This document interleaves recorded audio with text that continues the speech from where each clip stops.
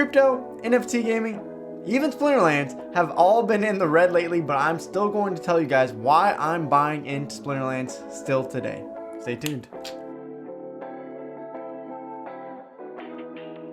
Hello, Hola, Kamusta. Glad that you guys are here. My name is Luke, where I help the Krills, the small investors of the world, play to earn and one day become whales ourselves. And today we're talking about Splinterlands. Why I'm still buying into this project, even though we're in the bear market, even though it seems like growth is stalling out and everyone is, upset about the rewards. I've seen more comments lately than ever about, hey, I'm just going to give up on this game. It's too hard to grind out these rewards. It's too boring. Whatever you want to say about it.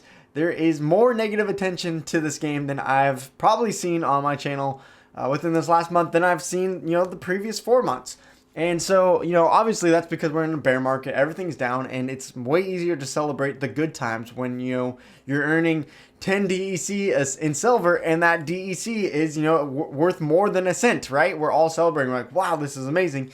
And now when we're left with, oh, wow, we're earning maybe, half a DEC in bronze, or we're earning 2 DEC in silver, but now it's, worth, a third of a penny, then, it just kind of seems like our progression, our rewards are very minimal, and it's kind of depressing. I understand that. I understand where that feeling and sense comes from. I feel that too in some ways. However, if you talk to any good investor, read any good book, read any good article, Warren Buffett, whoever you're reading and trying to learn about investing, everyone's tip that is a successful investor is talking about that when everything is dying down in hype, when there is fear on the market, that is the time to buy.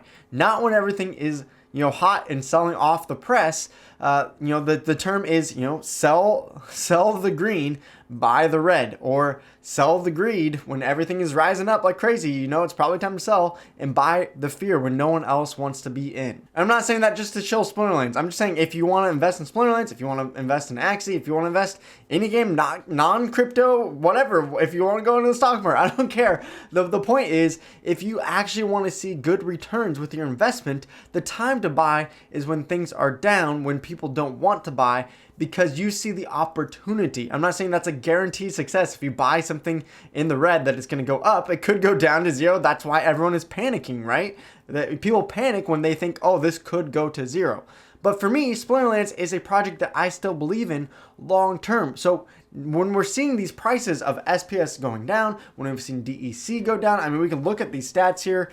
Everything has kind of plateaued since it really took off in, this explosion growth of July, August, and even into October. But everything since then has just really plateaued off, whether that's battles, whether that's accounts, new players have really gone down, market has gone down, market cap of Splinterlands has trailed down, token prices of SPS and DEC you can see have gone down, and even the market cap of SPS hasn't gone down as much as the price because we've been printing more SPS, but you can see even the market cap is down from the highs that it used to be at. Now again, not just Splinterlands is experiencing this. This is all over the crypto market. This is all over the play to earn space. Very few games have been in the green with the whole market being down this last month and two. So while everyone is panicked in the market or feeling depressed about the rewards, this is the time I'm saying, okay, as a Krill, as a person that maybe can invest their video game budget $50 to $100 a month, or maybe you're in a position where you can't invest very much, just a couple bucks a day, and you're hive blogging, you're trying to grind out your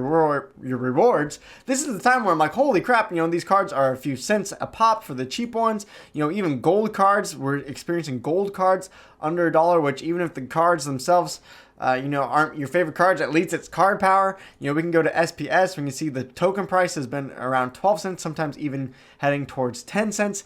This is the opportunity. I'm like, wow, this is the time to stack up our assets. If we believe in this project going forward, we're going to be sitting in a place where we've been accumulating assets up until the next bull run, which could be 2 months from now, it could be 6 months from now, it could be 3 years from now. This is crypto. No one knows what the heck is ever going to happen.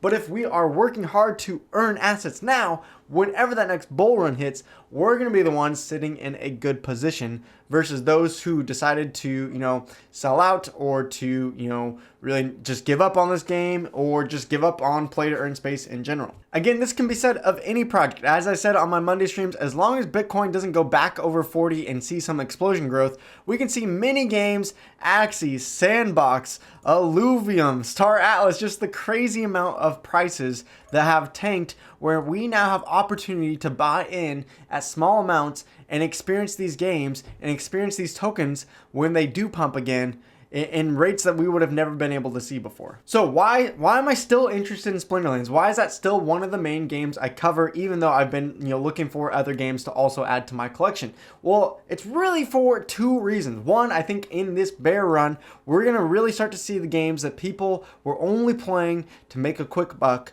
and then once that money started to go elsewhere, they're now out of those games. So if the game is fun, I think that's going to last a bear market. And the fact that in a bear market, we didn't see the hype of selling out 15 million packs right away, they still sold 7 million packs within a bear market, which means to me that people still want to play this game. They still want to get cards. And so, yes, Splinterlands may not be my, top 5 game of all time, but it's a game that I personally enjoy. If you're not enjoying it, that's fine. Go find a game that you do enjoy. I'll say that all the time. But I actually think Splinterlands is a fun game. I like the strategy. I like stacking up my cards. I like earning DEC. I like the SPS airdrop. There's so many things that I like about playing the game, playing in tournaments, streaming it. To me, it's actually a fun game. And I think those games that are actually fun that people come back to play, even if it's a slow grind, even if you're only earning 2 cents a day, if you actually enjoy the game, you're still going to play it, right? Because the alternative is that you don't play a play-to-earn game, you don't play an NFT game, and you don't earn anything ever, right? I could go back to my, game that I played probably the most over the last decade, which is League of Legends. And I'd probably have slightly more fun than playing Splinterlands because, I really like MOBAs. But I'm not going to earn anything there. So even though in Splinterlands I'm not earning much right now, the potential for the future that I see is good because I actually enjoy the game. And then if the game is actually enjoyable and they're constantly trying to work on and add new things, then I think more and more people will get back into the game once we see another bull run. So that's my first theory. My second part of why I'm still buying into Splinterlands is because I believe the team. And I talked about this all the time in my Monday market streams, in my, exploring other games. The team is a huge aspect of the game. All these NFT games that are coming out, really you should be looking into who is the team, what have they built before, or what people are they adding, what are they going to do with this game? Because a lot of games, they have a lot of hype. It looks awesome with their website, it looks awesome on the white paper, but when the game comes out, it falls flat. Or maybe the game is fun, but the economy sucks. It's garbage. It's hard to make a play-to-earn game. And so this is such a new space. It's such a new industry to add crypto, to add gaming, to add NFTs. And this is just such a new space that it's hard to get right. So I still think that Splinterlands is a team that maybe there are things to complain about. Maybe there are things, as we've said in the ranked battle reward systems update video, there's things that they're trying to change and they need to change. Really, especially to incentivize new players to get in this game, because it is a grind and bronze. I feel the pain, trust me, on my alt account.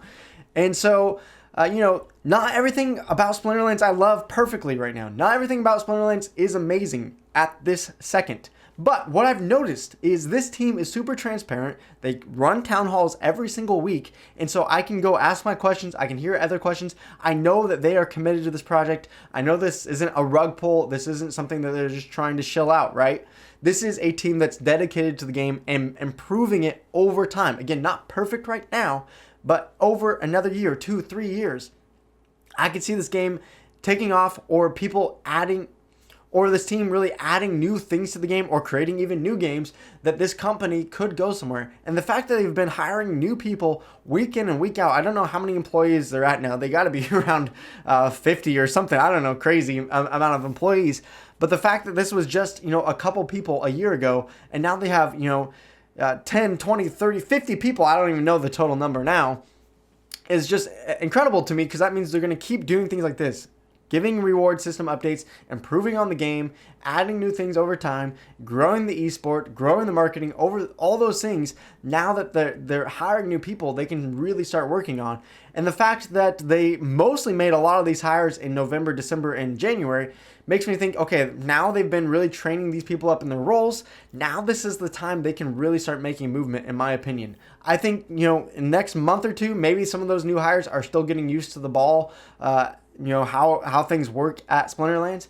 But I could definitely see somewhere between March and July of this year, I really feel like quarter two is the point where Splinterlands will make increasingly faster and faster updates. We've already seen that here in the last month, and even though it still seems a little bit slow in some of their updates, I feel like, again, that March to July, that quarter two-ish area is where we're going to see even more growth, even more changes, and I think they can continue to take what is really the most played blockchain game, depending on how many bots you think are in Splinterlands, but potentially is the #1 blockchain game still to me overall through gameplay, through the earning, through the economy, through the stabilized market.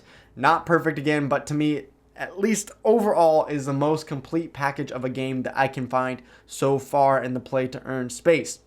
So for me, that plus it's fun to me, plus the team coming together and new things are coming, I still have faith in this project even though the bear market is down. So for me, putting in money to Splinterlands now, I still think is a good buy, even though there's lots of fear in the market, even though lots of people are quitting the game or maybe bummed out about the rewards at bronze and we're not seeing a lot of new growth.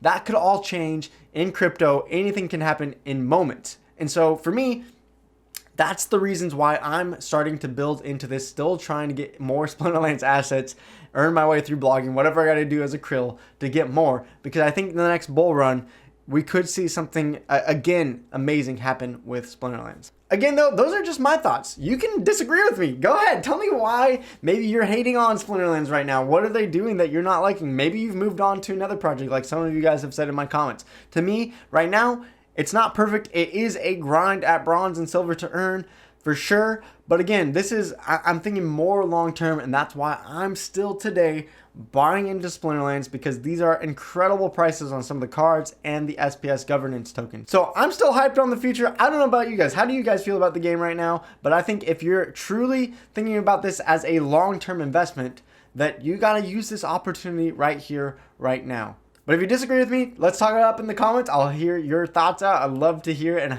create some discussion. Krill Crew, thank you guys for watching. Join the Discord. It is now public if you haven't already. And I'll see you guys in the next video. Peace out. Palam. Adios.